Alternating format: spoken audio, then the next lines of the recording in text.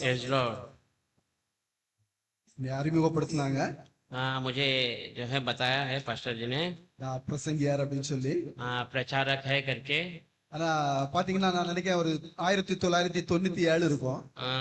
1997 இங்க மாடா பிரதர் உட்கார்ந்திருக்காங்க. माड़ा पास्टर भी बैठे हैं यहाँ पर. அவங்க மூலமா சுவிசேஷத்தை தெரிஞ்சுக்கிட்டேன். उनके द्वारा मैंने सुसमाचार सुन लिया था. அப்பதான் நான் சர்ச்சுக்குள்ள புதுசா வந்தேன். तभी मेरा शुरुआत था कलीसिया में. அதுக்கு முன்னாலே பிரதர் பொன்னுத்தர பிரதர் அவங்க எல்லாம் இருக்காங்க. उसके पहले से भाई पुन्नुतर वहाँ पर थे. அவங்க முன்னால நான் ஒரு பெரிய பிரசங்கியார் அப்படின்னு சொல்றதுக்கு இல்ல. उनके बीच में मैं कोई बड़ा प्रचारक ऐसा नहीं हूँ. ஆனா ஆண்டவருடைய வார்த்தைக்குள்ளாக இருக்கிறோம். पर परमेश्वर के वचन के अंदर बने हैं. அது நிமித்தமாக நம்ம ஒருமனப்பட்டிருக்கோம். उसके द्वारा हम एक मन हो जाते हैं. தேவன் நம்மளை ஒருமனப்படுத்துகிறார். क्योंकि परमेश्वर हमें एक मन करता है. நம்மளை இப்படியாக கூட்டினது நம்முடைய தேவன். हमें ऐसा इकट्ठा करता है वो हमारा प्रभु है. நாம வேதத்துல இருந்து हम वचन से சில வசனங்களை பார்க்கலாம். थोड़े वचनों को देखेंगे. பெரிய செய்தி இல்ல, बड़ा संदेश नहीं है. ஆனாலும் फिर भी தேவனுடைய வார்த்தையை நம்ம தியானிக்கலாம். प्रभु का वचन को हमें ध्यान करना है. ஏன்னா தேவனுடைய வார்த்தை ஒவ்வொன்றும் ரொம்ப உயர்ந்தது. क्योंकि परमेश्वर का वचन हर एक वचन बहुमूल्य है. நம்ம இந்த நாள்ல நம்ம இந்த வார்த்தையை தியானிக்கிறோம். आज ये वचन पर ध्यान करेंगे. மத்தேயு புத்தகம் मत्ती का सुसमाचार किताब 6வது அதிகாரம் 6वां अध्याय 31 32 33 34 31 से लेके 34 तक. ஆகையால் எண்ணத்தை உண்போம், எண்ணத்தை குடிப்போம், எண்ணத்தை உடுப்போம் என்று கவலைப்படாதிருங்கள். இவைகளை எல்லாம் அஞ்ஞானிகள் நாடி தேடுகிறார்கள்.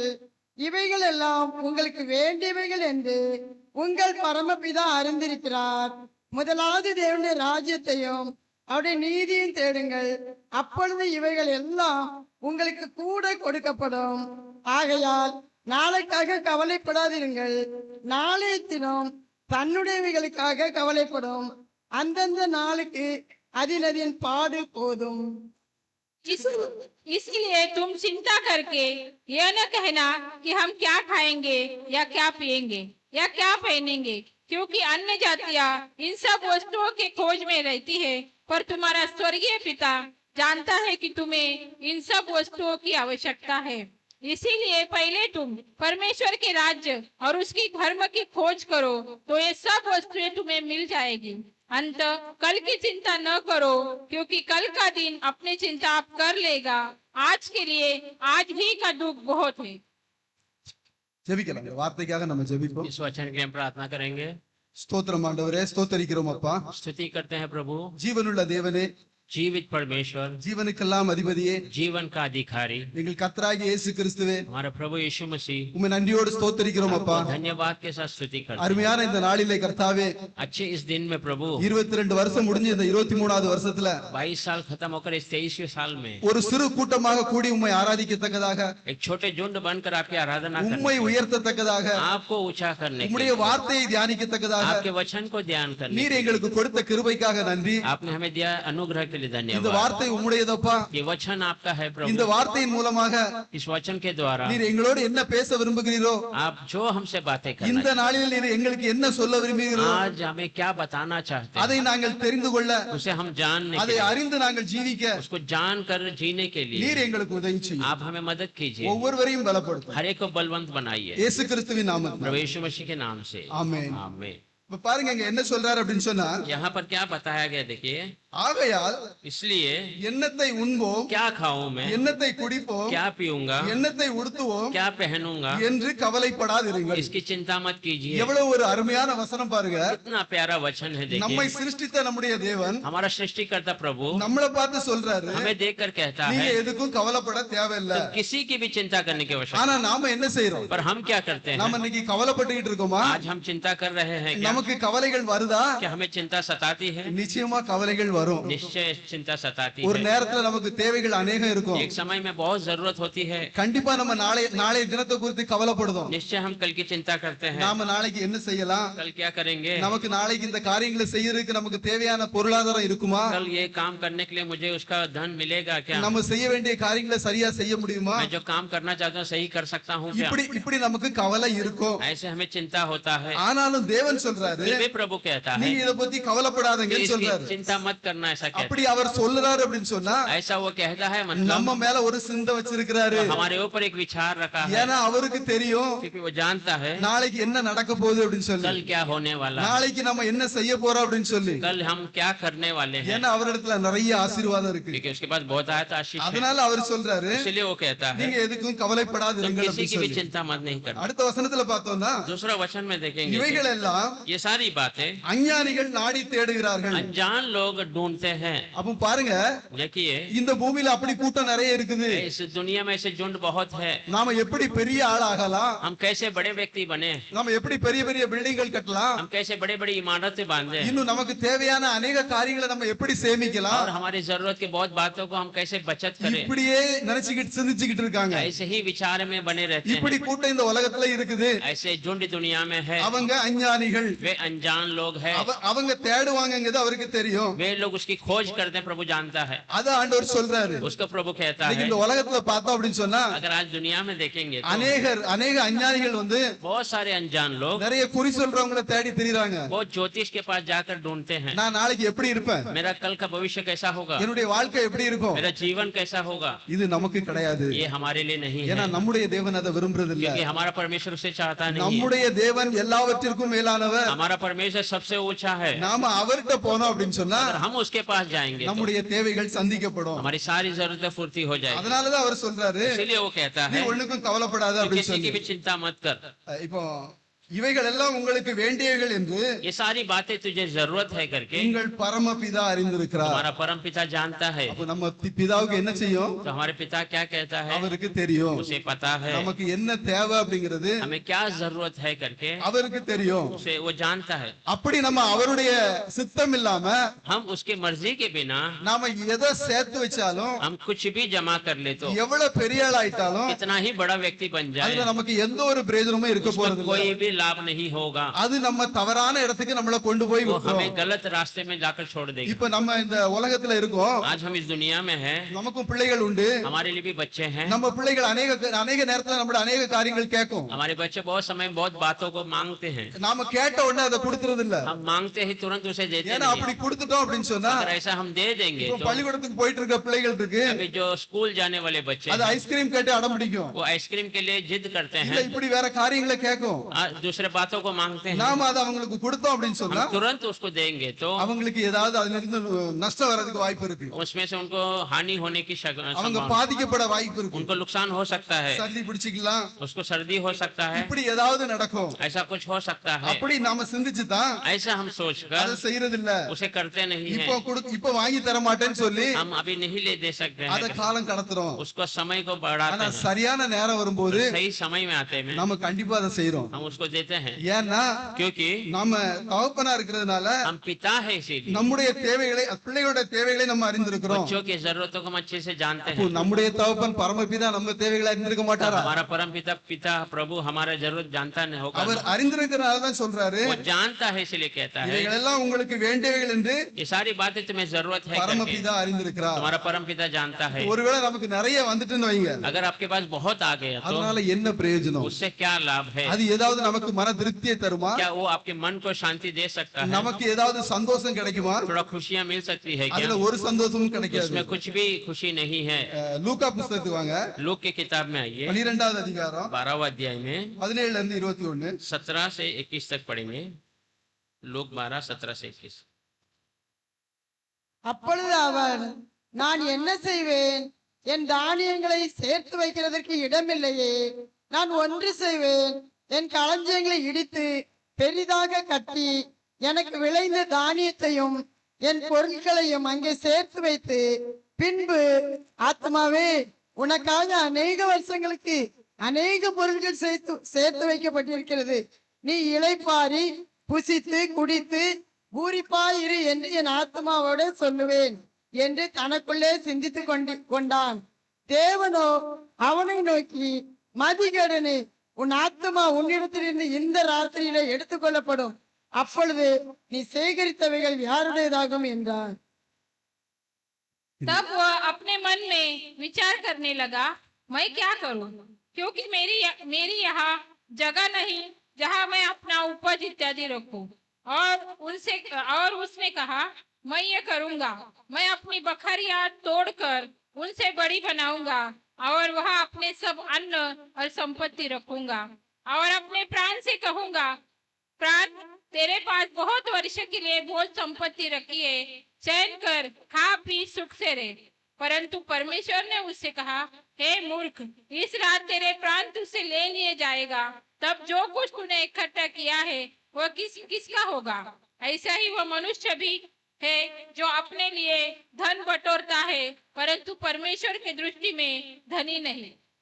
இப்ப பாருங்க, देखिए, ஒரு உதாரணமா ஆண்டவர் சொல்லி एक இருக்கிறாரு. उदाहरण के रूप में प्रभु ने कहा है, இயேசு கிறிஸ்துவே சொல்ற உதாரணம். एक स्वयं यीशु मसीह कहता है उदाहरण है। யார் இந்த உலகத்துல உள்ள அஞ்ஞானிகள் ये दुनिया के अनजान लोग நிறைய பொருள் சேர்க்கணுங்கிறதுக்காக बहुत सारे धन संपत्ति जमा करना, ஆசைப்பட்டு अनेक காரியங்களை செய்யறாங்க. आशा कर बहुत सारे कामों को करते அப்படி हैं, ஒரு கவலையிலே மூழ்கி இருக்காங்க. ऐसे चिंता में डूबे रहते हैं। இங்க பாத்தீங்கன்னா இங்க ஒரு ஐஸ்வர்யவான் இருக்கான். यहाँ एक धनवान है, இவன் ஏற்கனவே ஐஸ்வர்யவான். ये पहले से धनवान है। இவங்கிட்ட பாத்தீங்கன்னா அன்னைக்குள்ள வயல்ல நல்ல விளைச்சல், उस समय के खेत में अच्छा फसल था, நிறைய நெல்லு கோதுமை எல்லாம் கிடைச்சிருக்கு. बहुत धान और गेहूं मिला है। இவ ஏற்கனவே அதை வைக்கிறதுக்கு இடங்கள்லாம் இவன்ட்ட இருக்குது. पहले से उसे रखने के लिए, संभालने के लिए स्थान सब तैयार है, ஆனாலும் அதை விட அதிகமா விளைஞ்சிருக்கு. उससे अधिक धान हो चुका இப்ப है। இவன் சிந்தை எங்க போகுது? इसका विचार कहाँ जा रहा है? மறுபடியும் நாளைக்காக யோசிக்கிறான். फिर वो कल की चिंता करता அவன் है, என்ன செஞ்சிருக்கலாம்? तो क्या करना है? அதிகமா இருக்கிறத मेरे पास अधिक है, அநேகருக்கு இல்லாதவங்களுக்கு கொடுத்திருக்கலாம். जिनके पास नहीं है उनको बटोर के देना, ஆனா அவனுக்கு அந்த சிந்தை வரல. पर उनको उसे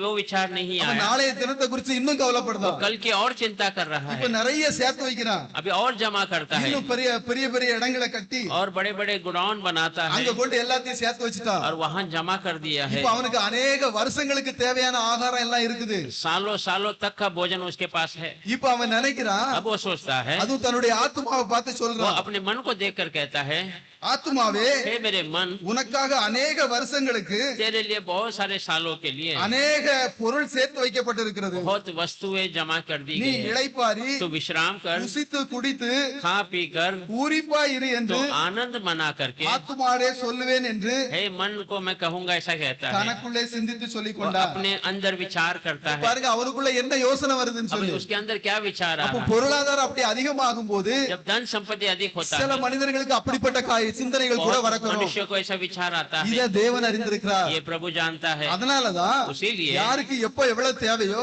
किसको कब क्या जरूरत है அதை மாத்திரம் அனுமதிக்கிறாரு. वो केवल उसे देता है। அப்ப இப்ப நம்மகிட்ட எது இல்ல நம்ம வருத்தப்படணுமா? आज हमारे पास कुछ नहीं है करके हमें चिंता करना है நமக்கு क्या? குறை இருக்குன்னு நம்ம குறைவை சிந்திக்கணுமா? क्या हमारे पास कमी है कि उसकी चिंता करना है क्या? அவசியம் இல்ல. ऐसी जरूरत ஏன்னா नहीं है, நம்முடைய பிதா நம்முடைய தேவன். क्योंकि हमारा पिता हमारा परमेश्वर அவர் है, பெரிய ஐஸ்வர்யவான். वो बड़ा धनवान है। அவர்கிட்ட கேட்டோம் அப்படின்னா उससे मांगेंगे तो எல்லாத்தையும் நமக்கு தர முடியும். सब कुछ वो हमें दे ஆனா सकता है, அதற்குன்னு சமயங்களை पर குறித்திருக்கிறார். उसके लिए सही समय चुनकर रखा ஏற்ற है, நேரத்துல அதை நமக்கு கொடுப்பார். सही समय में वो हमें देगा। அப்படி இல்லாம ऐसा छोड़ के அநேக பொருட்களை சேர்த்து வச்சுக்கிட்டு बहुत अधिक वस्तुओं को जमा करके இந்த ஆத்துமாவை இளைப்பாற சொன்னோம்னா मन को विश्राम करने कहेंगे அது तो அதுக்கு திருப்தி கிடையாது. वो उसे तृप्त नहीं कर सकता। அத குறித்து தான் ஆண்டவர் சொல்றாரு. के बारे में प्रभु कहता है, தேவனோ அவனை நோக்கி, प्रभु उसे देखकर, மதிகேடனே, हे मूर्ख, உன் ஆத்துமா तेरा आत्मा உன்னிடத்திலிருந்து இந்த ராத்திரியில எடுத்துக்கொள்ளப்படும். तुझसे आज रात में छीन लिया जाए तो அப்பொழுது நீ சேகரித்தவைகள் तब யாருடையதாகும்? तो जमा की हुई बातें किसकी हो जाएगी? அப்ப பாருங்க, நம்ம அந்த ஆத்துமாவை நம்ம காத்துக்கொள்ளல அப்படின்னு சொன்னா, अगर अपने प्राणों को, आत्मा को हमने उद्धार नहीं किया तो அப்ப இங்க ஆண்டவர் என்ன சொல்றாரு அப்படின்னா, प्रभु यहाँ क्या बताता है? பொருளாதாரம் சேர்க்கிற நாளைய குறித்து நீ கவலைப்படாத, जो वस्तुओं को जमा करने के लिए कल की तो चिंता मत कर, தன்னுடைய ஆத்துமாவுக்காக கவலைப்படு. अपनी आत्मा की चिंता कर। நீ அந்த ஆத்துமாவை தேவனுடைய சமூகத்துல காத்துக்கிட்ட அப்படின்னு சொன்னா अगर तू अपने आत्मा को प्रभु की उपस्थिति में इंतजार में உனக்கு रखा तो நித்திய ஜீவன் கிடைக்கும். तुझे अनंत जीवन அது मिलेगा। எவ்வளவு பெரிய உயர்ந்த ஒரு ஸ்தானம். और कितना बड़ा ऊंचा स्थान है। அதுக்காகத்தானே நம்ம எல்லாரும் போராடிக்கிட்டு இருக்கோம். उसके लिए तो हम सब यहाँ जो அப்ப है இந்த உலக காரியங்களுக்காக நம்ம கவலைப்படாம, दुनिया की बातों के लिए चिंता न உலக करते, பிரகாரமா எந்த ஒரு காரியத்தை குறித்து நம்ம சிந்திக்காம दुनिया रीति से कोई भी बातों का நம்முடைய ஆத்மா தேவனுடைய சமூகத்துல பாதுகாக்கப்படணும். और आत्मा प्रभु की उपस्थिति में बचाया जाना है, அதுக்காக நாம கவலைப்படுவோம். उसके लिए हमें चिंता करना है। அதனாலதான் ஆண்டவர் என்ன சொல்றாரு பாருங்க. इसलिए प्रभु क्या कहता है அதுல देखिए, 33வது வசனத்துல, 33 वचन, முதலாவது தேவனுடைய ராஜ்யத்தையும் पहला परमेश्वर के राज्य को அவருடைய நீதியையும் தேடுங்கள். और उसकी धार्मिकता की खोज करें, அப்பொழுது तब இவைகள் எல்லாம் உங்களுக்கு கூட கொடுக்கப்படும். ये सब तुम्हें उसके संग दिया जाएगा. தாரேன்னு சொன்னது யாரு? देने वाला कौन है? कहने वाला. தாரேன்னு சொல்லியிருக்கிறது யாரு? दूंगा करके कहने वाला कौन है? நம்முடைய தேவன். हमारा परमेश्वर है. அவர் கைவிடுவாரா? वो क्या वो छोड़ सकता है? அவர் வாக்கு மாற முடியுமா? वो कभी बदल सकता है? அப்ப நாம அதை குறித்து சிந்திக்கவே தேவையில்லை. तो हम उसकी चिंता करने की आवश्यकता नहीं அவர் है. இதெல்லாம் கூட தருவேன்னு சொல்லி वो இருக்கிறாரு. ये सब उसके साथ दे दूंगा ऐसा ஆனா कहा. நாம என்ன செய்யணும்? पर हम क्या करना है? அவருடைய ராஜ்யத்தை தேடணும். उसके राज्य की खोज करना है. அவருடைய நீதியை தேடணும். उसकी धार्मिकता की खोज करना அவர் है. சில நீதிகளை நமக்கு தந்திருக்கிறார். थोड़े धार्मिक बातों को हमें दिया है. ஒரு காலத்துல एक समय में இந்த மாதிரி நீதிகளை எழுதி அவங்க கையில கொடுக்கப்படல. ऐसी धार्मिकता चीजें लिखकर उनके हाथों में दिया नहीं गया. ஆனா நாம இன்னைக்கு கிருபை பெற்றவங்க. पर आज हम अनुग्रह पाए हुए நம்முடைய हैं. கையில வேதத்தை கொடுத்திருக்கிறாரு. हमारे हाथों में परमेश्वर का वचन दिया है. அவருடைய நீதி இதுக்குள்ளாக இருக்குது. उसकी धार्मिकता इसके अंदर है. அவருடைய ராஜ்யத்தை தேடக்கூடிய காரியங்கள் இருக்குது. उसके राज्य की खोज करने की बातें इसके अंदर है. அப்ப இத நாம தேடிக்கிட்டு இருந்தோம்னா इसको हम खोज करेंगे மற்ற तो காரியங்கள்லாம் நமக்கு தன்னாலே கிடைக்கும். बाकी बातें अपने आप हमें मिल जाएगी. ஆகையால் इसीलिए நாளைக்காக கவலைப்படாதிருங்கள். कल की तुम चिंता मत करो. நாளைய தினம் कल की बात தன்னுடையவர்களுக்காக वो கவலைப்படும். अपनी चिंता कर लेगी. அந்தந்த நாளுக்கு उस दिनों में அதிலதின் பாடு போதும். उस दिन की तकलीफ काफी है. நம்ம மனசு திருப்தி ஆகுதா? हमारा मन तृप्त होता है क्या? இன்னைக்கு நமக்கு ஆண்டவர் என்ன கொடுத்திருக்கிறாரோ आज जो प्रभु ने हमें दिया है அது நமக்கு போதும். वो हमारे लिए काफी है. இப்படி ஒரு திருப்தி நமக்குள்ள வந்ததுன்னா ऐसा तृप्त मन हमारे अंदर आया तो நம்ம தான் பணக்காரங்க. हम ही सबसे धनवान நம்ம हैं. தான் वசதியானவங்க. हम ही बड़े ऊंचे ஏன்னா स्थान நம்முடைய वाले. தேவன் ஐஸ்வர்யவான். क्योंकि हमारा परमेश्वर धनवान நாம है. என்ன ஏழையா? तो हम क्या गरीब है क्या? நமக்கு தேவை அந்த திருப்தி. हमें वो तृप्त मन चाहिए. இன்னைக்கு நமக்கு ஆண்டவர் என்ன கொடுத்திருக்கிறாரோ आज मुझे प्रभु ने जो दिया அதுல நாம திருப்தி ஆயிட்டோம் அப்படின்னு சொன்னா उसमें अगर हम तृप्त हो जाएंगे तो நாளைய காரியத்துக்காக कल की बातों के அந்த लिए நாள் கவலைப்படும். वो दिन चिंता ஏன்னா करेगा. அந்த நாளை சிருஷ்டித்தது யாரு? क्योंकि वो दिन को रचने वाला कौन है? அது தேவன் தான். वो परमेश्वर है. அப்ப அந்த நாள் அதை பாத்துக்கிடும். तो वो दिन उसे देख लेगा. இப்ப பாருங்க அது 7வது அதிகாரத்துல 11வது வசனம். 7वां अध्याय के 11 वचन में देखिए. ஆகையால் பொல்லாதவர்களாகிய நீங்கள் உங்கள் பிள்ளைகளுக்கு நல்ல ஈவுகளை கொடுக்க அறிந்திருக்கும் போது பரலோகத்தில் இருக்கிற உங்கள் பிதா தம்மிடத்தில் வேண்டிக் கொள்கிறவர்களுக்கு நன்மையானவைகளை கொடுப்பது அதிக நிச்சயம் அல்லவா? ஆமென். இப்ப பாருங்க देखिए இந்த உலகத்துல நாம பொல்லாதவர்களா இருக்கிறோம். इस दुनिया में हम बुरे व्यक्ति ஏன்னா हैं எல்லாருமே அப்படிதான். क्योंकि सारे लोग ऐसे ही हैं. கண்டிப்பா சுயநலம் இருக்கும். निश्चय उनका जो मतलबी बातें होती है சம்பாத்தியம் பண்ணதுக்காக पैसे कमाने के लिए இன்னும் இந்த உலகத்தின் தேவைகளுக்காக या दुनिया की जरूरतों के लिए நாம நிறைய காரியங்களை செய்யறோம். हम बहुत सारे गलत कार्यों को कर அப்படி देते செய்த हैं. போதிலும் ऐसा करने के बावजूद நம்முடைய பிள்ளைகளுக்கு நாம என்ன செய்யறோம்? पर हमारे बच्चों के लिए क्या करते हैं? நல்ல ஈவுகளை கொடுக்க அறிந்திருக்கிறோமா இல்லையா? अच्छी बातों को देना जानते हैं. யாராவது சொல்ல முடியுமா? कोई कह सकता है நான் कि என் பிள்ளைகளுக்கு நல்லது செய்ய மாட்டேன் मैं அப்படின்னு मेरे சொல்லி. बच्चों के लिए अच्छा नहीं करूंगा. எல்லா தாய் தகப்பனும் सारे माता पिता தன்னுடைய பிள்ளைகளுக்குரிய நன்மையை மட்டுமே யோசித்துக்கிட்டு இருப்பாங்க. अपने बच्चों की भलाई को केवल सोचते रहते हैं. அப்போ நம்முடைய பிதா எப்படி இருப்பாரு? तो हमारा पिता कैसा होगा? பொல்லாதவர்களாகிய நாமே நம்முடைய பிள்ளைகளுக்காக கவலைப்பட்டுக்கிட்டு இருக்கோமே. बुरे होकर हम ही हमारे बच्चों की चिंता करते இதை रहते हैं. வேற யாரும் சொல்ல வேண்டியது இல்ல. ये और कोई बताने की आवश्यकता नहीं. தாய் தகப்பனா இருக்கிற ஒவ்வொருத்தருக்கும் தெரியும் माता पिता जो भी है वो सब जानते நம்ம हैं எப்படி நம்ம பிள்ளைகளுக்கு செய்யறோம் அப்படின்னு சொல்லி. हम कैसे हमारे बच्चों के लिए काम करते எவ்வளவு हैं, கவலைப்படுதோம். कितना चिंता करते हैं. சட்டையில கொஞ்சம் போல ஏதாவது கரை இருந்தா शर्ट में थोड़ा सा दाग होगा तो அதுக்காக கவலைப்படுதோம். उसको भी चिंता करते हैं. ஸ்கூலுக்கு போகும்போது வேற ட்ரெஸ் போட்டு அனுப்புதோம். स्कूल जाते समय और दूसरा वस्त्र पहना कर அப்ப भेजते हैं. நாம அப்படி கவலைப்படுறவங்களா இருந்தா तो अगर हम ऐसे चिंता करने वाले நம்முடைய हैं தேவன் எப்படிப்பட்டவர்? हमारा परमेश्वर कैसा होगा? நம்முடைய தேவன் பெரிய தன்வான். हमारा परमेश्वर बड़ा धनवान है. அவர் உண்மையிலே ஆசீர்வதிக்கப்பட்டவர் தானா? वो निश्चय आशीष किया हुआ व्यक्ति है கண்டிப்பா क्या? அவர் ஆசீர்வதிக்கப்பட்டவர் தான். निश्चय वो आशीष किया हुआ இப்ப பாருங்க है. देखिए ஆதியாகம புஸ்தகம் उत्पत्ति की किताब में 25வது அதிகாரம் 25वें अध्याय में 5வது வசனத்தை படிங்க. 5वां वचन. उत्पत्ति 25. ஆபிரகாம் தனக்கு உண்டான யாவையும் ஈசாக்குக்கு கொடுத்தான். இப்ப இங்க என்ன சொல்லப்பட்டிருக்குன்னா यहाँ क्या बताया गया है? ஆபிரகாம் अब्राहम ने தனக்கு உண்டான யாவையும் उसके जो कुछ था सब कुछ யாருக்கு கொடுத்தா? किसे दिया है? ஈசாக்குக்கு கொடுத்தா. इसहाक को दे दिया है. இப்போ பாத்தீங்கன்னா भी देखेंगे तो ஆபிரகாமுக்கு अब्राहम को ஈசாக்கு பிறக்கிறதுக்கு முன்னாலேயே इसहाक जन्म होने के पहले ही ஆகாருக்கு பிறந்த ஒரு இஸ்மவேல் இருக்கான். आहार से जन्मा हुआ इस्माइल है. அதுக்கு அப்புறமா பாத்தீங்கன்னா उसके बाद கேத்துராளுக்கு பிறந்த பிள்ளைகளும் இருக்குது. केतुराल से जन्मे हुए बच्चे भी हैं, ஆனாலும் ஆபிரகாம் என்ன செய்யறாரு? फिर भी अब्राहम क्या करता है? தன்னுடைய ஆஸ்திகளை என்ன செய்யறாரு? अपने धन संपत्ति किसे देता है? ஈசாக்குக்கு கொடுக்கிறாரு. इसहाक को देता है। இன்னைக்கு நாம அப்படி ஆபிரகாமோட பிள்ளைகள் நாமெல்லாம் अब्राहम के बच्चे हैं हम सब, அப்படிதானா? ऐसे ही है இல்ல ना? அதுல ஏதாவது சந்தேகம் இருக்கா? इसमें कोई शंका है क्या? ஏன்னா நம்ம விசுவாசிகளுக்கெல்லாம் தகப்பன் ஆபிரகாம். क्योंकि हम विश्वासियों का पिता अब्राहम है, அப்போ நமக்கு தான் இந்த ஐஸ்வர்யங்கள் எல்லாமே. तो हमारे लिए ही ये सारे धन संपत्तियां அப்போ हैं। இந்த தேவன் நமக்கு எல்லா ஐஸ்வர்யத்தையும் கொடுத்திருக்கிறார். तो ये परमेश्वर हमें सारी धन संपत्ति दिया ஆனா है, ஏற்ற வேளையில அதை நம்ம சுதந்திரத்துக் கொள்ள முடியும். सही समय में हम उसे स्वतंत्र कर सकते हैं। அப்போ எத்தனை இந்த உலக பிரகாரமான எத்தனை பேர் இருந்தாலும் दुनिया रीति से कितने ही लोग क्यों ना हो, ஈசாக்குக்கு தான் ஆபிரகாம் தன்னுடைய எல்லா அதிகாரத்தையும் கொடுத்தாரு. इसहाक को अब्राहम ने अपने सारे अधिकार दिया அப்ப है। நாமெல்லாம் இன்னைக்கு ஆவிக்குரிய இஸ்ரவேலர்கள் அப்படின்னு சொன்னா अगर हम सब आत्मिक इस्राएली है இந்த तो உலக ஜனங்களை விட इस दुनिया के लोगों से भी நமக்கு தான் அந்த ஆசீர்வாதம் எல்லாம். हमारे लिए ही वो सारा आशीषें हैं। பாருங்க 11வது வசனத்தை படிங்க. देखिए 11 वचन उसमें, ஆபிரகாம் மரித்த பின் தேவன் அவன் குமாரனாகிய ஈசாக்கை ஆசீர்வதித்தார். லகாயி ரோயி என்னும் துறவுக்கு சமீபமாய் ஈசாக்கு குடியிருந்தான். இப்ப ஈசாக்குக்கு ஆபிரகாம் எல்லா இதையும் கொடுத்தாரு.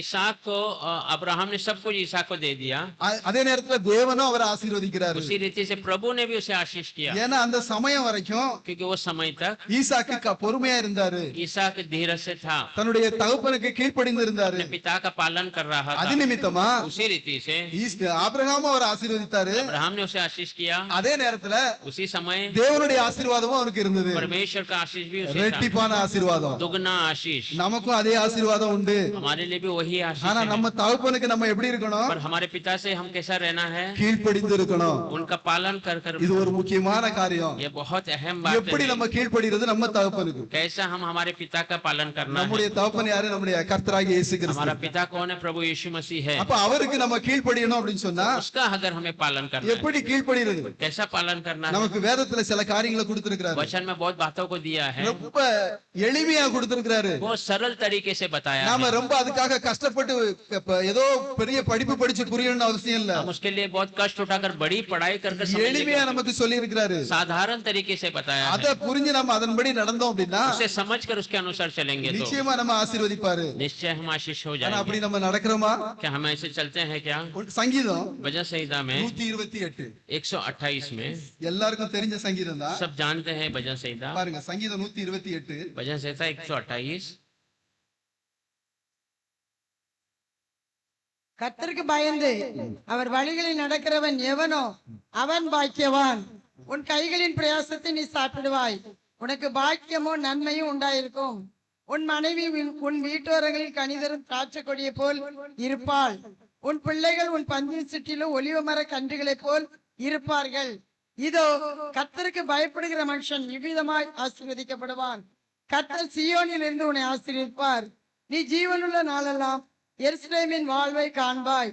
நீ உன் பிள்ளைகளின் பிள்ளைகளையும் இஸ்ரவேலுக்கு உண்டாகும் சமாதானத்தையும் காண்பாய்.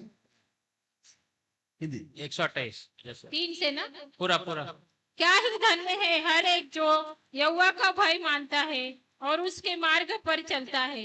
तू अपनी कमाई को निश्चय खाने पाएगा, तू धन्य होगा और तेरा भला ही होगा। तेरे घर के भीतर तेरी स्त्री फलवंत दाखलता से होगी, तेरे मेज के चारों ओर तेरे बालक जलपाई के पौधे से होंगे। सुन, जो पुरुष यहोवा का भय मानता हो वह ऐसी आशीष पाएगा। यहोवा तुझे सिय्योन से आशीष देवे और तू जीवन भर यरूशलेम का कुशल देखता रहे, वरन तू अपनी नाती पोतों को भी देखने पाए, इसराइल को शांति मिले। பாருங்க देखिए நிறைய ஆசீர்வாதங்களை குறித்து சொல்லி இருக்கிறார். बहुत सारी आशीषों के बारे में बताया है। இந்த ஆசீர்வாதங்கள் எல்லாம் நமக்கு தான், ये सारी आशीषें हमारा ही है, நமக்காக தான் வைத்திருக்கிறார். हमारे लिए ही रखा गया है। ஏற்ற நேரத்துல सही समय நம்முடைய में கையின் பிரயாசத்தை ஆசீர்வதிப்பார். हाथों के मेहनत को आशीष करता நமக்கு है, நன்மைகள் உண்டாயிருக்கும். हमें भलाई हो जाती है। நம்முடைய மனைவி हमारा जो औरत जो है வீட்டோரங்களில் கனிதரும் திராட்சை கொடியை போல் இருப்பாள். घर में घर की ओर लगे हुए दाख लता की ओर जैसी होगी। பிள்ளைகள் சுற்றிலும் பந்தியை போல் இருப்பார்கள். இருப்பார்கள். बच्चे जो है मेज की ओर बैठे हुए समान रहेंगे. கர்த்தருக்கு பயப்படுகிற மனுஷன் இவ்விதமாய் ஆசீர்வதிக்கப்படுவார். परमेश्वर के भय मानने वाले ऐसे आशीष किए அப்ப जाते இப்ப हैं. நமக்கு கர்த்தருக்கு பயப்படும் ஒரு பயம் வேணும். तो हमें प्रभु का भय मानने वाला भय அந்த பயம் இருந்தா தான் वो भय रहेगा तो இந்த ஆசீர்வாதங்கள் எல்லாம் நம்ம சுதந்திரத்துக்கிட முடியும். इस सारी आशीषों को हम स्वतंत्र कर सकते हैं. இப்ப கர்த்தருக்கு பயப்படணும் அப்படின்னு சொன்னா प्रभु का भय मानने का मतलब है, இப்ப நம்ம அதை குறிச்சு லேசா பார்த்தோம் அப்படின்னு சொன்னா अगर उसके बारे में हम देखेंगे तो நம்ம வீட்டுல இருந்தோம்னா अगर हम घर पे रहेंगे तो நம்முடைய தகப்பனுக்கு பயப்படுவோம். हम हमारे पिता से भय करते ஏன்னா हैं. நாம ஏதாவது தேவையில்லாத காரியங்களை செய்தோம்னா कि हम कुछ गलत काम कर देंगे तो நமக்கு நஷ்டம் வர்ற மாதிரி ஏதாவது செய்தோம்னா कुछ नुकसान के कामों को करेंगे तो அதை நிறுத்துவோம். उसको रुका देंगे. அதை நம்மள சத்தம் போடுறதுக்கு वो उसको हमें डांटते हैं. நம்முடைய தகப்பன் நம்முடைய வீட்டுல இருப்பாங்க, हमारे पिता उसे ठोकने के लिए இல்ல रहेंगे. நம்முடைய மூத்தவர்கள் இருப்பாங்க. हमारे बुजुर्ग होंगे. இது நம்ம இந்த உலகத்துல நாம பயப்படுற காரியம். ये सब हमारे दुनिया में भय मानने की ஆனா बात இங்க है. கர்த்தருக்கு நம்ம பயப்படணுமே. पर यहाँ पर प्रभु का भय मानना, கர்த்தரை எங்க பார்த்திருக்கோம்? प्रभु को हमने कहाँ देखा है? கர்த்தர் நம்மோடு கூட இருக்கிறார். प्रभु हमारे साथ है ஆனா அவர் நம்ம பார்க்க முடியல. पर उसे हम देख नहीं पा அவர் रहे. உடனே நம்மகிட்ட எதுவும் பேசுறது இல்ல. तुरंत हमसे कुछ बातें नहीं करता. ஆனா நமக்கு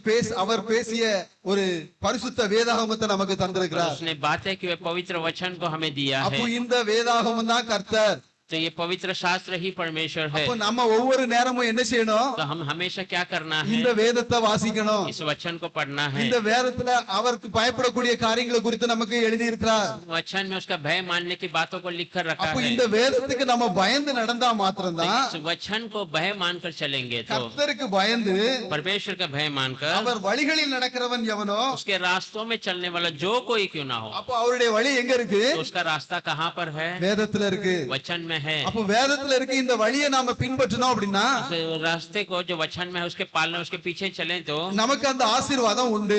हमारे लिए वो आशीष होगी. யோசித்து பாருங்க, सोच कर நாம देखिए, தேவனுடைய வழியை தான் பின்பற்றுறோமா, क्या हम परमेश्वर के मार्ग में ही चलते हैं? क्या இல்ல நமக்கு நன்மையா தோன்ற வழிகளை பாக்குறோமா? क्या हमें भलाई की बातों को हम ढूंढते हैं? நாம எல்லாம் தேவனால் தெரிந்து கொண்ட பிள்ளைகள். हम सब प्रभु से चुने हुए लोग हैं. அவர் நம்மை வழி நடத்துகிறார். वो हमें चलाता है. நாம அவருடைய வழியை பின்பற்றுறதுனாலதான் हम उसके रास्तों में चलते हैं. நமக்கு இன்னைக்கு யாருக்கும் எந்த குறையும் இல்லாம इसीलिए हमें कोई गति नहीं है. நன்மையினால் முடிசூட்டி இருக்கிறார். भलाई से हमें बांधा हुआ है. தேவையான நேரத்துல எல்லாத்தையும் சந்திக்கிறார். सही समय में सबको फुर्ती करता நம்மள है. ஒவ்வொருவரும் அந்த மாதிரி சமயத்தை சந்தித்திருப்பீங்க. हम सब लोग ऐसी स्थिति से गुजरे होंगे. நமக்கு ஒரு காரியம் நடக்க இருக்குதே, हमें कोई काम होना है. இத நாம எப்படி செய்ய போறோம்? इसे मैं कैसा करूंगा? கடைசி நேரத்துல आखिरी समय में தேவன் அதை செய்து கொடுப்பார். प्रभु उसे कर कर देता அப்படி है. நிறைய காரியங்கள் சம்பவித்திருக்கும். ऐसे बहुत कामों को हम देख அவர் सकते हैं. வழியில நடக்கிற ஒவ்வொருவருக்கும் उसके रास्तों में चलने वाले हर एक को தேவன் அதை சந்திக்கிறார். परमेश्वर उसका मुलाकात ஏன்னா करता है. வாக்குத்தத்தம் பண்ணது அவரு. क्योंकि वाग्दान करने वाला वही है. அவர் வழியில நடந்தோம் அப்படின்னு சொன்னா उसके रास्तों में अगर हम चलेंगे நமக்கு तो நிச்சயமா நன்மை உண்டு. निश्चय हमारे लिए भलाई இப்போ है. சங்கீதம் முதலாவது அதிகாரத்துக்கு வாங்க. भजन संहिता के पहले अध्याय में आ जाइए. முதலாவது வசனம். पहला वचन, துன்மார்க்கருடைய ஆலோசனையில் நடவாமலும் ஆ, பாவிகளுடைய வழியில் நில்லாமலும் ஆ, பரியாசக்காரர் உட்காரும் இடத்தில் உட்காராமலும் ஆ. கர்த்தருடைய வேதத்தில் பிரியமாயிருந்து இரவும் பகலும் அவருடைய வேதத்தில் தியானமாய் இருக்கிற மனுஷன் பாக்கியவான். மூணாவது வசனம். அவன் நீர்க்கால்களின் ஓரமாய் நடப்பட்டு தன் காலத்தில் தன் கனியை தந்து இலை உதிராதிருக்கிற மரத்தை போல் இருப்பான். அவன் செய்வதெல்லாம் வாய்க்கும். क्या ही धन्य है वो पुरुष जो दुष्टों की युक्ति पर नहीं चलता, न पापियों के मार्ग में खड़ा होता और न ठट्ठा करने वालों के मंडली में बैठता है, परंतु वो तो यहोवा की व्यवस्था से प्रसन्न रहता और उसकी व्यवस्था पर रात दिन ध्यान करता रहता है. वो उस वृक्ष के समान जो बहती नालियों के किनारे लगाया गया है और अपने ऋतु में फलता है और जिसके पत्ते कभी मुरझाते नहीं.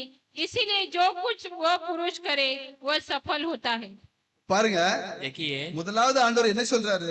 परमेश्वर क्या कहता है? துன்மார்க்கருடைய ஆலோசனையில் நடவாமலும். दुष्ट की युक्ति में न चलना. அப்ப துன்மார்க்கர் அப்படின்னு சொன்னா दुष्ट मतलब நாமெல்லாம் தேவனுடைய வழியில நடக்கிறவங்க. सब मसीह के मार्ग में चलने நமக்கு वाले. எப்படிப்பட்ட ஒரு காரியங்கள் இருந்தாலும் हमें कैसे भी काम क्यों ना हो, அது நம்ம வீட்டு சம்பந்தப்பட்ட காரியங்களா இருக்கலாம், भले ही वो हमारे घर के काम இல்ல हो, நம்முடைய பிள்ளைகள் சம்பந்தப்பட்ட காரியமா या இருக்கலாம், हमारे बच्चों के रीति அது का काम படிப்பு हो, விஷயமானதா या இருக்கலாம். पढ़ाई का विषय हो, எப்படிப்பட்ட தேவைகளாக இருந்தாலும் कोई भी जरूरत क्यों ना हो, ஆலோசனை யார்கிட்ட கேட்கணும்? सलाह हमें किससे लेना है?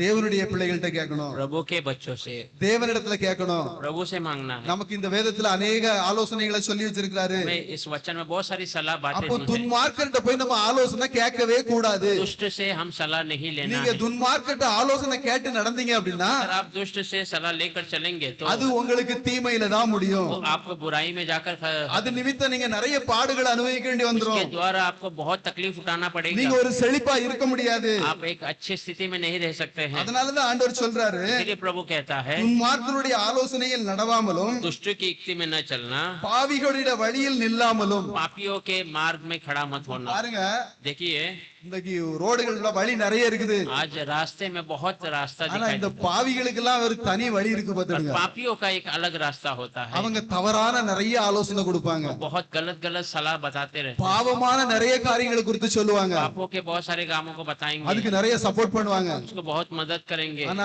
நாம என்ன செய்யணும்? पर हम क्या करना है? பாவிகளுடைய வழியில நிக்க கூடாது. पापियों के रास्ते में खड़ा नहीं रहना அப்படி है। பாவிகளுடைய ஆலோசனை கேட்டு அவங்க வழியில நின்னோம் அப்படின்னு சொன்னா पापियों के सलाह को सुनकर उसके रास्ते में खड़े रहेंगे நாம तो செய்யறதெல்லாம் வாய்க்க முடியாது. हम जो काम करना चाहते हैं वो सफल नहीं இது होगा। தேவன் நமக்கு கொடுக்கிற வழி, ये प्रभु हमें देने वाला रास्ता है। தேவன் நமக்கு கொடுக்கிற ஆலோசனை, प्रभु हमें देने वाली सलाह है। ஆசீர்வாதங்களை குறித்து நமக்கு சொல்லி இருக்கிறாரு. आशीष के बारे में हमें कहा है। நமக்கு மனசு மகிழ்வா இருந்தது. हमें बहुत आनंद लग रहा था। அவர் வழியை நமக்கு சொல்லும் போது நம்ம மனம் என்ன சிந்திக்குது? और उसके रास्ते को जब बताता है हमारा मन क्या सोचता है? அவருடைய வழியில நடக்கணுங்கிற சிந்தை வருதா? उसके मन में चलने, उसके रास्ते में चलने का मन होता है। அவர் நம்ம வழி நடத்தினார்னா अगर वो हमें चलाए तो இந்த வசனங்கள் நமக்கு மன மகிழ்ச்சியா இருக்கும். ये वचन हमारे लिए आनंद देगा। பாவிகளுடைய வழியில் நில்லாமலும் पापियों के रास्तों में खड़ा न रहना, பரியாசக்காரர் உட்காரும் இடத்தில் உட்காராமலும். टट्टा करने वालों के बीच में बैठना नहीं है। அவங்க உட்கார்ற இடத்துல நம்ம போய் உட்கார கூட கூடாது. वो उन मजाक करने वाले के बीच में हमें बैठना नहीं है। அப்போ நாம உட்கார்ற இடம் எப்படி இருக்கணும்? तो हम बैठने के स्थान कैसा होना है? நம்முடைய சகோதர சகோதரிகளா இருக்கணும். हमारे भाई बहनों के बीच में, தேவனால் தெரிந்து கொள்ளப்பட்ட பிள்ளைகளா இருக்கணும். प्रभु से चुने हुए बच्चों के बीच இப்படி में நாம ஒருவர் ஐக்கியம் கொள்ளும் போது हम एक दूसरे की संगति में बने रहेंगे அது तो நமக்கு மிகுந்த மன மகிழ்ச்சியை தரும். हमें एक बड़ा आनंद देगा, மிகப்பெரிய ஆசீர்வாதத்தை கொண்டு வரும். बहुत बड़ी आशीष को ले आएगा। அதையும் தாண்டி इससे भी बढ़कर இன்னும் ஆண்டவர் என்ன சொல்றாரு? और प्रभु क्या कहता है? கர்த்தருடைய வேதத்தில் பிரியமாயிருந்து परमेश्वर के वचन में प्रेम करके இரவும் பகலும் அவருடைய வேதத்தில் தியானமாய் இருக்கிற மனுஷன் பாக்கியவான். दिन रात उसके वचन को ध्यान करने वाला मनुष्य धन्य है। இது ஒரு முக்கியமான வசனம் பார்த்துடுங்க. ये बहुत अहम वचन நமக்கு है। என்ன தெரியுமோ தெரியாதோ, हमें क्या मालूम है या எவ்வளவு नहीं, படிக்க தெரியும், कितना पढ़ने आता நம்ம है, எவ்வளவு பெரிய படிப்பு படிச்சிருக்கோம், हम कितना बड़ा पढ़ाई किए हैं, அதெல்லாம் வேலைக்கு ஆகாது. वो सब काम में नहीं आएगा। ஏன்னா வேத வார்த்தை தான் நமக்கு முத்துக்களை பார்க்கலாம் விலை உயர்ந்தது. क्योंकि प्रभु का वचन मोतियों से भी बहुमूल्य है। அந்த வார்த்தை என்ன சொல்லுது? वचन क्या कहता है? கர்த்தருடைய வேதத்தில் பிரியமாயிருந்து प्रभु के वचन में प्रिय बने रहो, இரவும் பகலும். दिन रात। இது முடியுமா முடியாதா? क्या ये संभव है कि नहीं? இது ஏதாவது கஷ்டமான காரியமா? ये कोई कष्ट वाली काम है? நம்ம எத்தனையோ வேலைகளுக்கு போறோம். हम कोई कितने बड़े कामों के நாம लिए ஒரு जाते हैं। குறிப்பிட்ட சம்பளம் வாங்குறதுக்காக हम थोड़े से पगार लेने के लिए எவ்வளவு கஷ்டப்படுறோம். कितना कष्ट उठाते இது हैं। எவ்வளவு லேசான ஒரு காரியம். ये कितना आसान काम है। நமக்கு நேரம் கிடைக்கும் போதெல்லாம் जब जब हमें समय मिलता இந்த है, உலக பிரகாரமான காரியங்களை நம்மள சிந்தையை கொண்டு போகாம ये दुनिया रीति के कामों में हमारे विचारों को न ले இந்த जाते हो। உலகத்துல பாத்தீங்கன்னா நிறைய களியாட்டங்கள் இருக்கு. ये दुनिया में बहुत सारे जो है मौज मस्ती बातें हैं। சினிமா இருக்கு, நாடகம் இருக்கு, सिनेमा है, नाटक है, டான்ஸ் இருக்கு, डांस है, இப்படி अनेक களியாட்டங்கள் இருக்கு. ऐसे बहुत सारे गलत இது मार्ग है। ஜீவனுக்குள்ள நம்மள கொண்டு போகாது. वो हमें जीवन के मार्ग में ले இது नहीं நம்மள மரணத்துக்குள்ள கொண்டு वो போகும். हमें मृत्यु के अंदर ले இது चलेगा, நமக்கு நுக்சான நஷ்டத்தை वो உண்டாக்கும். हमारे जीवन में नुकसान दे देगा। ஆனா இந்த வசனம் சொல்றபடி நம்ம நடந்தோம் पर அப்படின்னா इस वचन के जो कहते हुए जैसा हम चलेंगे, அவருடைய வேதத்துல இரவும் பகலும் தியானமா உட்கார்ந்துகிட்டு இருந்தோம்னா के वचन में दिन रात ध्यान करते रहेंगे நாம तो அவருடைய சமூகத்துல போகலாம். उसके उपस्थिति में जा सकते हैं। இதுக்கு தானே நம்ம ஓடிக்கிட்டு இருக்கோம். इसके लिए तो हम दौड़ रहे हैं, இதுக்காக தானே நம்ம பிரயாசப்படுதோம். इसके लिए ही हम प्रयास कर रहे இதுக்காக தானே நம்ம எல்லாம் செய்யறோம். हैं, इसके लिए ही हम सब அப்போ कुछ இது कर रहे நமக்கு கண்டிப்பா வேணும். हैं। तो यह हमें निश्चय चाहिए। நாம செய்ய வேண்டியது तो हम जो क्या करना है, இரவும் பகலும் दिन रात அவருடைய வேதத்துல பிரியமா இருக்கணும். उसके वचन में प्रिय बने रहे। மற்ற காரியங்கள் நம்மளுக்கு அவர் தருவார். बाकी बातें वो हमें दे देगा। அப்படி வேதத்துல பிரியமா இருந்தோம்னா ऐसा वचन में प्रिय बने रहेंगे तो அவன் वो நீர்க்கால்கள் ஓரமாய் நடப்பட்டு नदी के किनारे लगे हुए தன் காலத்தில் उनके समय में தன் கனியை தந்து उसके फलों को देकर இலையுதிராது இருக்கிற மரத்தை போல் இருப்பான். बिना जो पत्ते गिरे हुए पेड़ के समान होगा। அவன் செய்வதெல்லாம் வாய்க்கும். जो कुछ करेगा सफल हो जाएगा। எவ்வளவு பெரிய ஆசீர்வாதம் பாருங்க. कितनी बड़ी आशीष है। நாம இந்த பூமியில பார்த்திருப்பீங்க. हम इस दुनिया में देखे होंगे நீர்க்கால்கள் ஓரமாய் இருக்கிற மரங்கள்லாம் எவ்வளவு ஒரு செழிப்பா இருக்கு नदी அப்படின்னு के किनारे लगे हुए पेड़ कितना जो है फलवंत होते हैं। அதுல எந்த கிளையும் பட்டு போயிருக்காது. उसका कोई भी जो सूखा नहीं எந்த पाया இலையும் வாட்டமா தெரியாது. कोई भी पत्ता मुरझा नहीं அது रहेगा। மரத்துல இருந்து விழக்கூடிய சமயத்துல கூட वो जब पेड़ से गिरते समय में भी ஒரு அருமையா இருக்கும். वो अद्भुत तरीके से ஏன்னா रहता அது है। நீர்க்கால்கள் ஓரமாய் நடப்பட்டிருக்கு. क्योंकि वो नदी के किनारे लगा हुआ है। நாமளும் மரங்கள் தான். हम भी पेड़ है। எங்க நடப்பட்டிருக்கோம்? कहाँ पर हमारा बना हुआ है? நம்முடைய நீர்க்கால் தேவன். हमारा जो झरना है नदी है परमेश्वर है। இந்த வேதம் ये वचन है। இங்க நடப்பட்டிருக்கோமா? क्या हम इसमें बने हुए இங்க हैं? நடப்பட்டிருந்தோம்னா अगर इसमें बने रहेंगे நாம இப்படிதான் இருக்கோம். हम ऐसे ही रहेंगे। தன் காலத்தில் उससे सही उसके समय தன் में கனியை தருவோம். उसके फलों को प्रकट करेंगे। காலத்துக்கு முந்தி கனி கொடுக்க முடியாது. समय के पहले फल नहीं दे அதுக்கு सकते। ஒரு சமயம் வச்சிருக்கிறாரு. उसका एक समय है। அந்த காலத்துல उस समय में அந்த கனியை நீங்க கொடுக்கலாம். उस फल को हम दे सकते हैं। அந்த ஆசீர்வாதத்தை உங்களுக்கு கொடுப்பாரு. उस आशीषों को प्रभु देता है। ஆனா நீங்க என்ன செய்யணும்? और हम क्या करना है? அவருடைய வழியில நடக்கணும். उसके रास्तों में चलना है। அவருடைய வார்த்தைக்கு கீழ்ப்படியணும். उसके वचन का पालन करना இப்போ है। பார்க்கலாம் லூக்கா புத்தகம் लोक की किताब में 18வது அதிகாரம் 18वां अध्याय 18ல இருந்து படிப்போம். 18 से पढ़ेंगे। 18ல இருந்து 23 வரைக்கும். लोक 18 से 23 तक पढ़ेंगे। அப்பொழுது தலைவன் ஒருவன் அவரை நோக்கி, நல்ல போதகரே, நித்திய ஜீவனை சுதந்திரித்துக் கொள்வதற்கு நான் என்ன செய்ய வேண்டும் என்று கேட்டான். அதற்கு இயேசு, நீ என்னை நல்லவன் என்று சொல்வானேன்? தேவன் ஒருவர் தவிர நல்லவன் ஒருவனும் இல்லையே. விபச்சாரம் செய்யாதிருப்பாயாக, கொலை செய்யாதிருப்பாயாக, களவு செய்யாதிருப்பாயாக, பொய் சாட்சி சொல்லாதிருப்பாயாக, உன் தகப்பனையும் உன் தாயையும் கனம் பண்ணுவாயாக என்கிற கற்பனைகளை நீ அறிந்திருக்கிறாயே என்றார். அதற்கு அவன், இவைகள் எல்லாம் என் சிறு வயது முதல் கை கொண்டிருக்கிறேன் என்றான். இயேசு அதை கேட்டு, இன்னும் உன்னிடத்தில் ஒரு குறை உண்டு. உனக்கு உண்டானவைகள் எல்லாம் விற்று தரித்திரருக்கு கொடு, அப்பொழுது பரலோகத்தில் உனக்கு பொக்கிஷம் உண்டாயிருக்கும். பின்பு என்னை பின்பற்றி வா என்றார். किसी सरदार ने उसी से पूछा, हे उत्तम गुरु, अनंत जीवन के अधिकारी होने के लिए मैं क्या करूं? यीशु ने उससे कहा, तू मुझे उत्तम क्यों कहता है? कोई उत्तम नहीं, केवल एक, अर्थात परमेश्वर। तू आज्ञाओं को तो जानता है, व्यभिचार न करना, हत्या न करना, चोरी न करना, झूठी गवाही न देना, अपने पिता और माता का आदर करना। उसने कहा, मैं तो इन सब को लड़कपन से ही मानता आया हूँ। यह सुन यीशु ने उससे कहा, तुझ में अब भी एक बात की घटी है। अपने सब कुछ बेचकर कंगालों को बांट दे और तुझे स्वर्ग में धन मिलेगा, और आकर मेरे पीछे हो ले। वह यह सुनकर बहुत उदास हुआ, क्योंकि वो बड़ा धनी था। இப்போ பாருங்க, देखिए ஒரு பெரிய தலைவன் பார்த்துடுங்க. एक बड़ा एक अधिकारी है। இவன்ட்ட நிறைய பொருளாதாரம் இருக்கு. इसके पास बहुत धन संपत्तियां हैं। நிறைய பொருள்கள் வச்சிருக்கான். बहुत सारे वस्तु रखा है। ஆனாலும் பாருங்க, फिर भी देखिए இப்ப ஆண்டவர்கிட்ட போய் என்ன ये கேக்குறான்? प्रभु से जाकर क्या पूछता है? ஏன்னா இந்த உலகத்துல எவ்வளவு பொருளாதாரம் இருந்தாலும் ஒரு மனுஷனுக்கு திருப்தி தராது. क्योंकि इस दुनिया में कितना ही धन संपत्ति एक मनुष्य को समाधान नहीं दे सकता। ஆண்டவர்கிட்ட போய் பேசுறான். प्रभु से बातें करता है, ஏதாவது வழி இருக்கான்னு பாப்போம் அப்படின்னு சொல்லி. क्या कुछ रास्ता मिलता है? क्या करें? நித்திய ஜீவனை சுதந்திரத்துக் கொள்வதற்கு நான் என்ன செய்ய வேண்டும் அப்படின்னு சொல்லி கேக்குறான். अनंत जीवन पाने के लिए मुझे क्या करना है? ஏன்னா நித்திய ஜீவன் அப்படி ஒரு முக்கியமான ஒரு காரியம். क्योंकि अनंत जीवन बहुत अहम बात है। அதுக்காக ஆண்டவர்கிட்ட போய் அவன் பேசுறான். उसके लिए प्रभु से बातें करता है। எதுவும் சொல்லிடக்கூடாதுன்னு சொல்லி हाँ, ये कहना नहीं कुछ करके ஆண்டவரையும் கொஞ்சம் உயர்த்திக்கிட்டுதான். प्रभु को थोड़ा ऊंचा करता है। அப்போ ஆண்டவர் என்ன சொல்றாரு பாருங்க. तो प्रभु क्या कहता है? அதற்கு இயேசு, तब यीशु ने कहा, நீ என்னை நல்லவன் என்று சொல்வானே, तू मुझे अच्छा है ऐसा कहना नहीं। தேவன் ஒருவர் தவிர प्रभु छोड़ के ஒரு நல்லவன் ஒருவனும் இல்லையே. उत्तम कोई भी नहीं है। அப்ப இந்த பூமியில इस दुनिया में தேவனை தவிர परमेश्वर को छोड़ நல்லவன் சொல்றதுக்கு ஒருத்தர் இல்ல. उत्तम कहने वाला कोई भी இது नहीं। இயேசு கிறிஸ்துனுடைய வார்த்தை. ये यीशु मसीह का वचन அது है। வானமும் பூமியும் ஒளிந்து போகும்.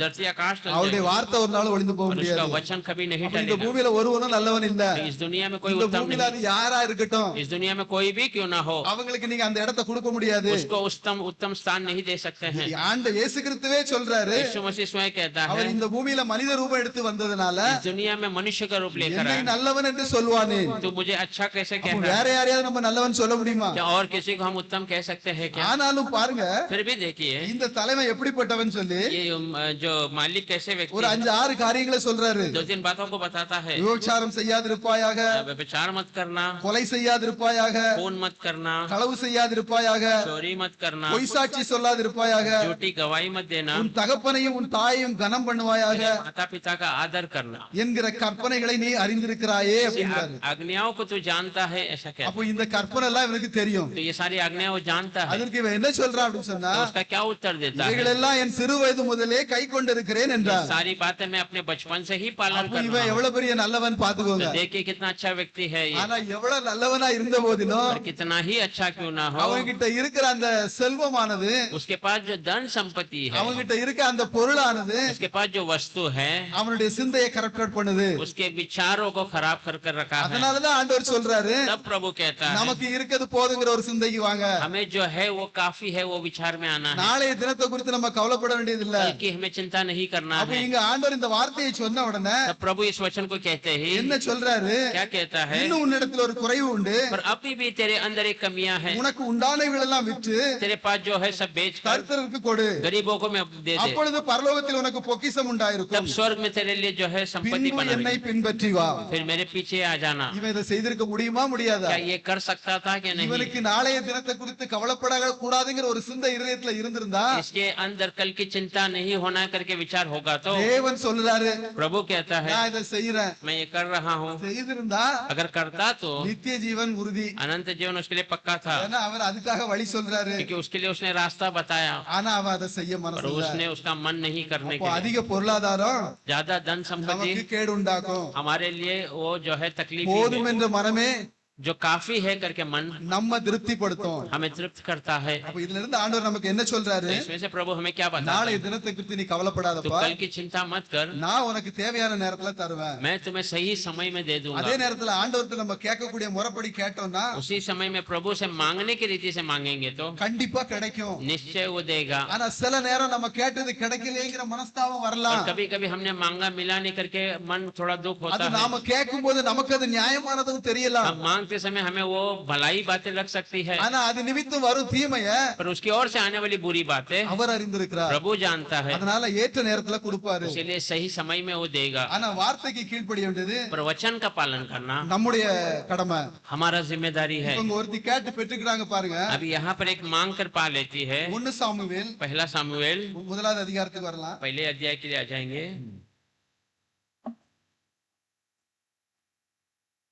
எப்ராயிம் மலை தேசத்தில் இருக்கிற 2வது வசனம் வாசிங்க. அவனுக்கு 2 மனைவிகள் இருந்தார்கள்.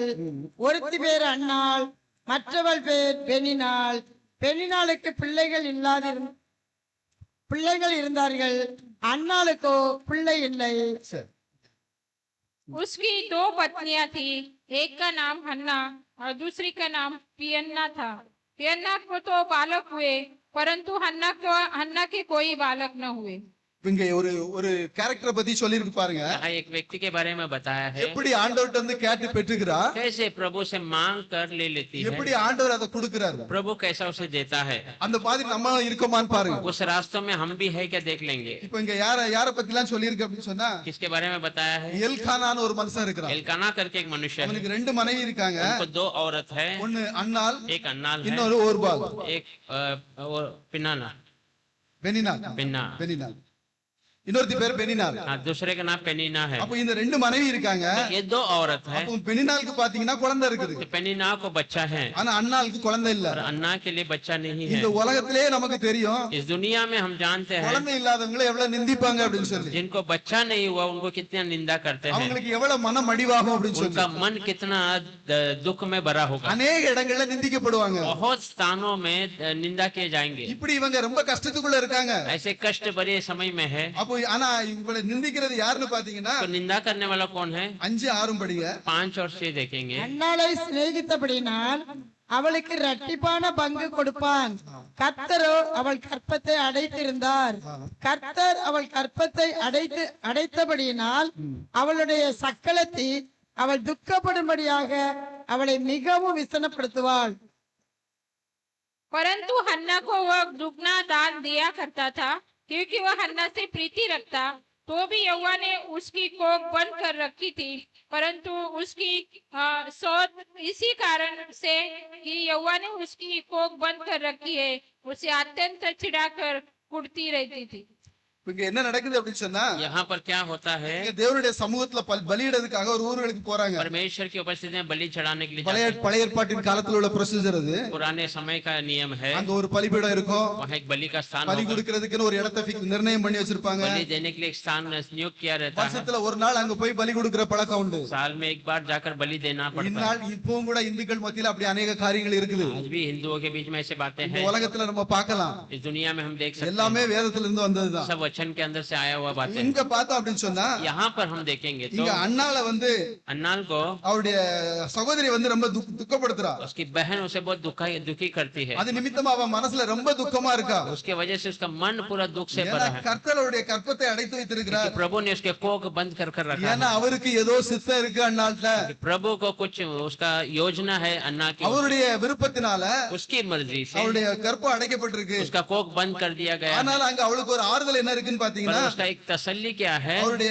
கணவன் வந்து उसका आदमी जो है ரெட்டிப்பான பங்கு கொடுக்கிறாரா. दुगना भाग उसे आशीष ஒரு देता है। சிறு ஆறுதல் இருந்த போதும் एक थोड़ा तसल्ली होने के மனசுல बाद ரொம்ப துக்கப்பட்டுட்டு இருக்கா. उसका मन दुखी है, குழந்தை இல்லையே அப்படின்னு சொல்லி. बच्चा नहीं है। குழந்தை இல்லாத காரியம் வந்து बच्चा नहीं है वो कारण கண்டிப்பா அது ரொம்ப துக்கத்துக்குரிய காரியம் தான். निश्चय बहुत दुखी बातें हैं। ஆனா இங்க என்ன நடக்குன்னு பாருங்க. यहाँ पर क्या होता है, ஏழாவது அதிகாரம் வசனம். 7वां वचन, அவள் கர்த்தருடைய ஆலயத்திற்கு போகும் சமயத்தில் ஆ, அவன் வருஷந்தோறும் அந்த பிரகாரமாய் செய்வான். இவள் அவளை மனமடிவாக்குவாள். அப்பொழுது அவள் சாப்பிடாமல் அழுது கொண்டிருப்பாள். அடுத்தது படிச்சு. அவள் புருஷனாகிய எல்கானா அவளை பார்த்து, அண்ணாளே, ஏன் அழுகிறாய்? ஏன் சாப்பிடாதிருக்கிறாய்? ஏன் சஞ்சலப்படுகிறாய்? 10 குமாரனை பார்க்கிலும் நான் உனக்கு அதிகம் அல்லவா என்றான். वह तो प्रतिवर्ष ऐसा ही करता था, और जब हन्ना यहोवा के भवन में जाती थी तब पियन्ना उसको चिढ़ाती थी, इसलिए वो रोटी और खाना न खाती थी। इसलिए उसका पति एल्काना ने उससे कहा, हे हन्ना, तू क्यों रोती है और खाना क्यों नहीं खाती? कि तेरा मन क्यों उदास है? क्या तेरे लिए मैं 10 बेटों से भी अच्छा हूँ?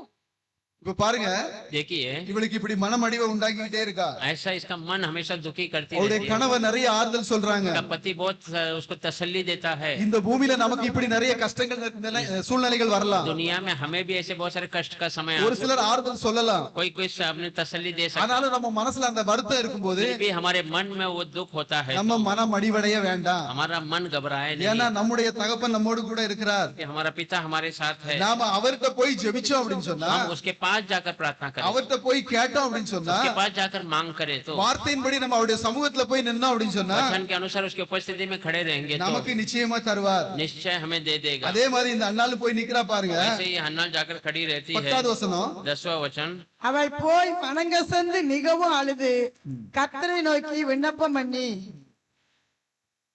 वह मन में व्याकुल होकर यहोवा से प्रार्थना करने और बिलक बिलक कर रोने लगी। 11 படிச்சு.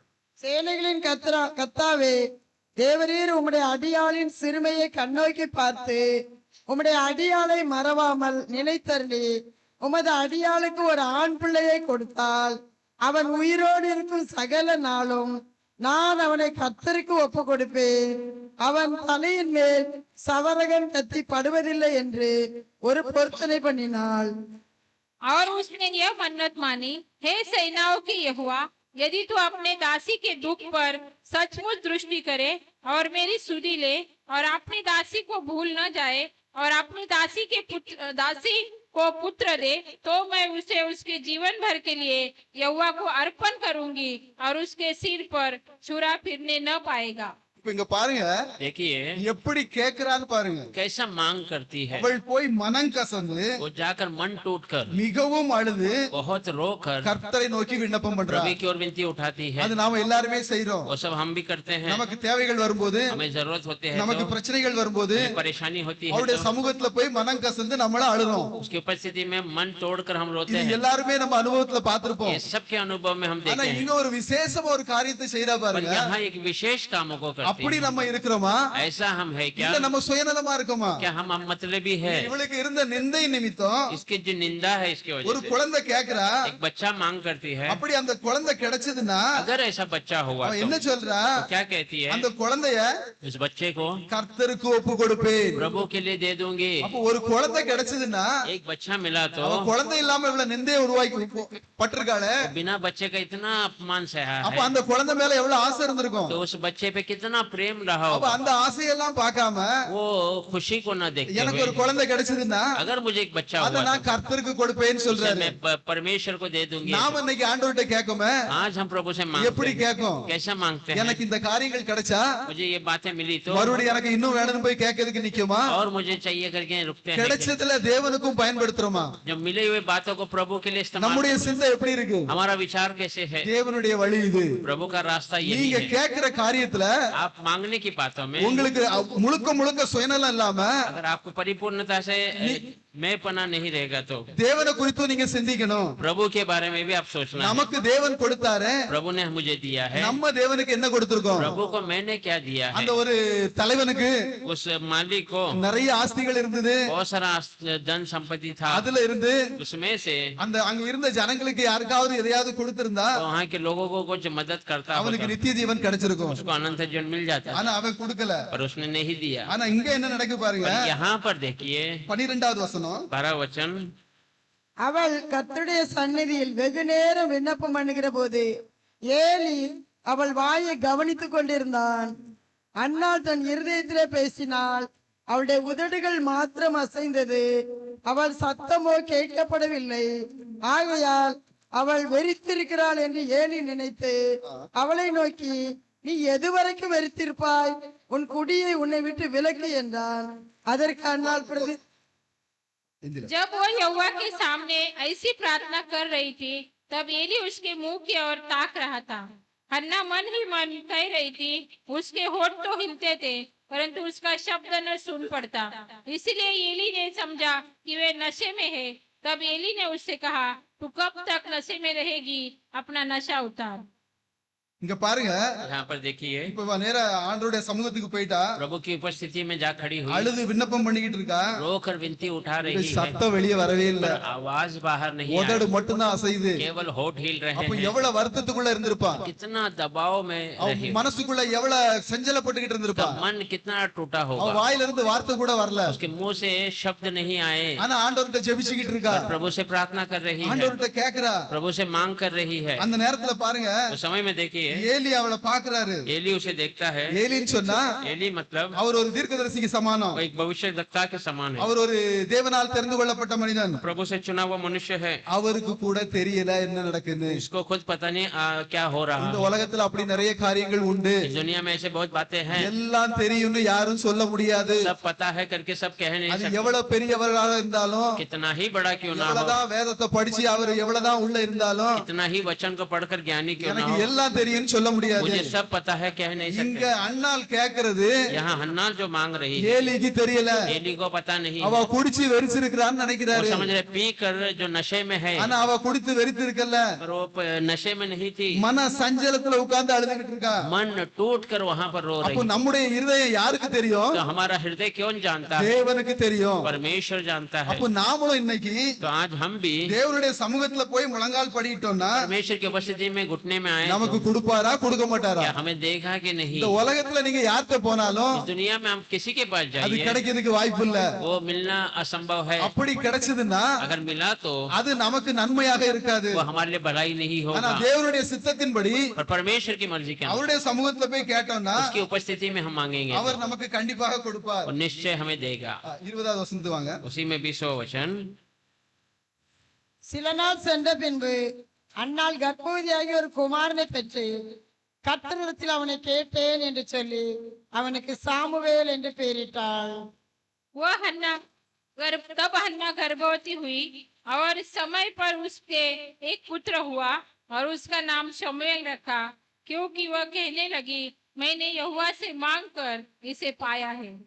பாருங்க, देखिए அன்னாள் எப்படி ஒப்பந்தம் பண்ணாலும் अन्नाल ने कैसा प्रभु से அதை वादा அப்படியே நிறைவேற்றினாள். वैसे ही पूरा कर ஆனா दिया. இன்னைக்கு நம்ம அப்படி எல்லாம் இருக்குமா? क्या आज हम ऐसे करते हैं நமக்கு क्या? கேட்ட காரியம் கிடைச்ச உடனே நம்ம அப்படியே போயிருதோமா? हमें मिला मांगी हुई बात मिल गई तो हम ऐसे இல்ல चले வீட்டு जाते हैं. திருமணத்துக்காக, या घर की शादी के இல்ல लिए வீடு கட்டுறதுக்காக, या घर बांधकाम के लिए. ஆண்டவரே எனக்கு நீங்க இதை செய்தீர்னா प्रभु अगर आपने ये किया तो நான் உங்க ஆலயத்துக்கு இதெல்லாம் செய்வேன். आपके भवन के लिए काम இப்படி होगा. ஏதாவது பொருத்தனை பண்ணி ऐसा कुछ அதை वाग्दान நிறைவேற்றுறோமா? उसे पूरा करते हैं क्या? நாம செய்த பொருத்தனைய हम जो वाग्दान बांधते हैं அவருடைய சமூகத்துல கண்டிப்பா நிறைவேற்றணும். उसे प्रभु की उपस्थिति में पूरा करना है. பொருத்தனை அப்படிங்கிறது जो वाचा बांधना இந்த உலக மனிதர்களுக்காக அல்ல, ये दुनिया के लोगों के அது लिए நாம नहीं. தேவனோட செய்யற वो காரியம். हम प्रभु के साथ कर रहे அது हैं. நமக்கும் தேவனுக்கும் மாத்திரம் தான் தெரியும். वो हमें और प्रभु केवल जानता है. அப்ப அதை நாம கண்டிப்பா तो நிறைவேற்றணும். निश्चय उसे पूरा करना है. நாம மறந்துடலாம், हम बोल सकते हैं தேவன் மறவாதவர், परमेश्वर न बोलने वाला, அவருக்கு எல்லாமே தெரியும். उसे सब कुछ पता है. இந்த கம்ப்யூட்டரோட அவர் மிக மிக உயர்ந்தவர். कंप्यूटर से भी बहुत बहुत ऊंचा அவருக்கு है. எல்லா காரியமும் சிந்தையில இருக்கும். उसके सारी बातें उसके विचारों में அப்படி है. நாம நிறைவேற்றணும்னா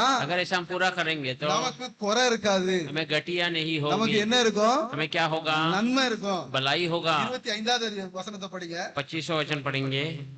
அவர்கள் ஒரு காளையை பலியிட்டு பிள்ளையை 7 இடத்தில் கொண்டு வந்து விட்டார்கள். இப்ப பாருங்க, देखिए எப்படி அவ க- பொருத்தனை பண்ணாலும் जैसा उसने प्रभु से वाचा बांधा அப்படியே அங்க கொண்டு விட்டுட்டா. वैसे ही वहां जाकर बच्चे को छोड़ எவ்வளவு दिया. பெரிய மனசு வேணும்? कितना बड़ा मन चाहिए. சகோதரிகளாகிய உங்களுக்கு அது நல்லா தெரியும். बहन आप लोग इस बातों को अच्छे से जान ஒரு सकते हैं. குழந்தை இல்லாம எவ்வளவு நாள் கஷ்டப்பட்டோம். एक बच्चे के बिना इतना साल से तकलीफ उठाया. ஒரு குழந்தைய தேவன் நமக்கு கொடுத்திருக்கிறாரு. एक बच्चे को प्रभु ने दिया है. அதை கொண்டு அவருடைய ஆலயத்துல விட போறோம். उसे लेकर भवन में छोड़ रही है. உலகம் எப்படியும் பார்க்கலாம், दुनिया कैसे भी देख सकता ஆனா है, தேவன் நம்முடைய இருதயத்தை और பார்க்கிறார். परमेश्वर हमारे हृदय को देखता है. நாம அவர்கிட்ட செய்த பொருத்தனையை நாம நிறைவேற்றணும். हम उसे दिए हुए वाचा को पूरा करना है. அப்படி அவன் நிறைவேற்றினதுனால वैसे उसने पूरा किया, இப்ப इसीलिए அவனுக்கு என்ன கிடைக்குன்னு பாருங்க. अब उसे क्या मिलता है. देखिए 25வது வசனம், 25वां वचन. 25 படிச்சதுல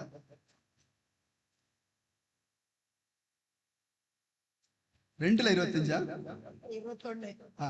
2 में அப்படியே கர்த்தர் அன்னாளை கடாட்சித்தார். அவள் கர்ப்பம் தரித்து 3 குமாரரையும் 2 குமார்த்திகளையும் பெற்றாள். சாமுவேல் என்னும் பிள்ளையாண்டான் கர்த்தருடைய சந்நிதியில் வளர்ந்தான். அல்லேலூயா. हालेलुया.